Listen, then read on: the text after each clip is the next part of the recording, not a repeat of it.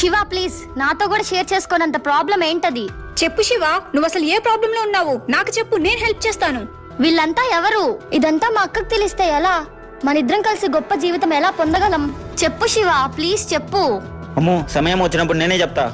రే బామ్మర్ది, నీ ప్రాబ్లం ఏంటో నువ్వు చెప్పకపోయినా నేను కనిపెట్టగలను.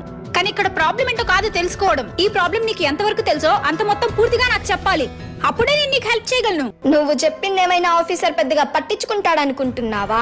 ఏది జరగాలన్నా ఈ పుష్కల మాట దాటే జరుగుతుంది. నువ్వు వాళ్ళ మీద పగని ఎంతైనా పెంచుకో, కానీ ప్రతీకారాన్ని మాత్రం ఎప్పటికైనా నేనే తీర్చుకోవాలి. మీరు ఎలా చెప్తే అలాగే చేస్తాను మేడం. వెలా, నీకు పంపించిన లిస్ట్ లో అమౌంట్ రికవర్ చేయపో.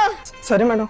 నేను ఇంతకాలం నా శత్రువు ఉమా అనుకున్నాను, కానీ దీని తర్వాత పుట్టిన శైలు అనుకోలేదు. దీన్ని బలాన్ని పెంచేది శైలు అయితే అదే శైలు నా బలాన్ని తగ్గిస్తుంది. ముందు దీన్ని టార్గెట్ చేయాలి. సూపర్ కార్ లాగా వెళ్తున్న దీని ఇంజన్ సీజ్ చేస్తా.